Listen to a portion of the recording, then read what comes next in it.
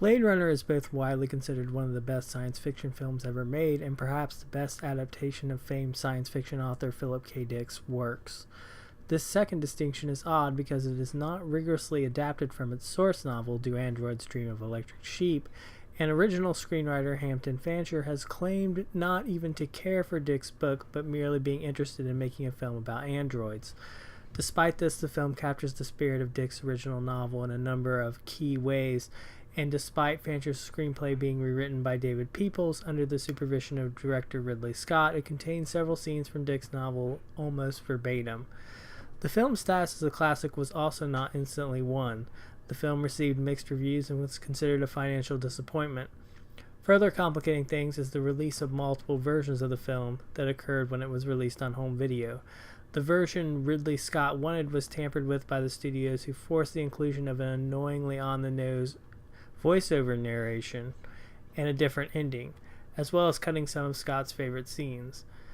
There have been 7 versions of Blade Runner released at different points, but most people consider the director's cut restoring Scott's original vision to be the best, so when I talk about the film, that will be the one I am referencing. Despite the finished film being a strange combination of ideas from Dick's novel, Fancher's first screenplay, and Peoples and Scott's revisions, one theme remains constant throughout all the versions, and that is the idea of what it means to be human. Dick's novels are obsessed with the idea of what constitutes authenticity and reality. Even though the film version takes a lot of different approaches to this, these themes do remain intact.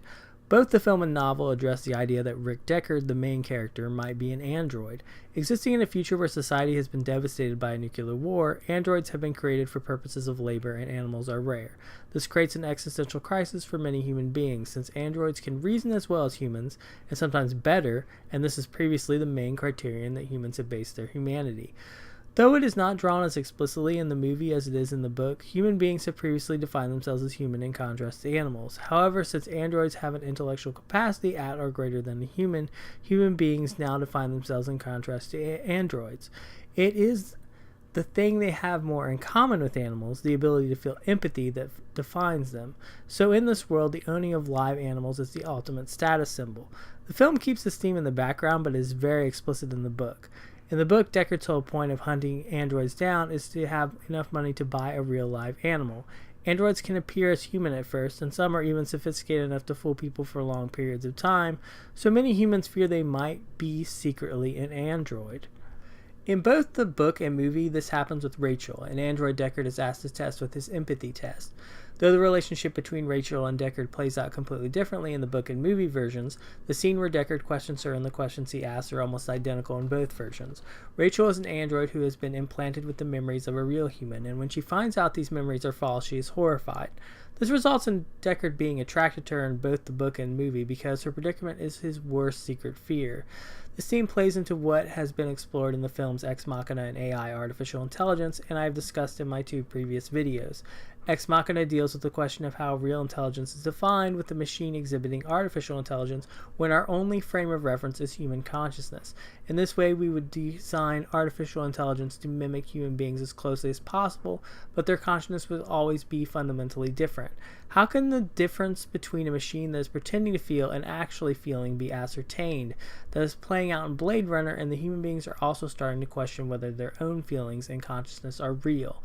In AI, a robot is made to be more human than previous versions, but the mechas of his time eventually evolved beyond their original function as artificial humans. With the human race now extinct, they look back at what humans once were in order to get a sense of themselves. The humans in Blade Runner fear the androids that are their own creations because they fear them replacing them. They also fear being the androids themselves, even though this seems somewhat paradoxical. Despite the fact that the androids are not quite human, they show a variety of human traits in Blade Runner. They can not only reason like humans, they can want like humans. Deckard, however, is willing to shoot them down the street as if they are of no consequence whatsoever. They are seen as things, not as people, because the society in which they exist, that used to define people by their ability to reason, now chooses a completely arbitrary distinction so the androids can be excluded. It is obvious that androids have real consciousness, but in order to exclude them, humanity is redefined to exclude a trait they lack. But it is established in both the book and the movie that androids may learn to feel empathy as normal humans do. The motto of the Tyrell Corporation, where the androids are manufactured, is "more human than human," a somewhat ironic slogan that references the androids' potential to replace humans and become superiors.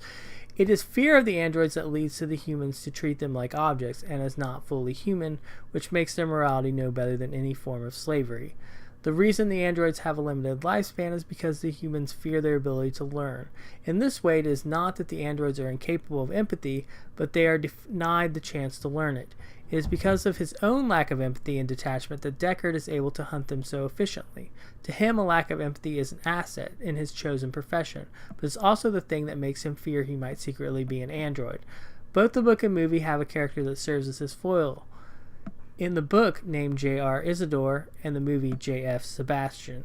In both versions, this character has a degenerative disorder, though it is different in the film than in the book. The one thing that remains the same is he has a deep empathy for other people and is able to feel an empathy for the androids. It is because of this empathy that he is not completely aware how dangerous they can be.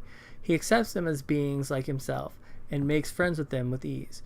Dick's point with this character is that even in a world that prizes empathy over everything else, it can be a hindrance. Deckard's lack of empathy makes him coldly calculating and doesn't allow him to connect with other people easily. However, Isidore or Sebastian's intense empathy makes him too trusting and therefore vulnerable. Empathy alone does not define us as human, just as reason alone is inadequate.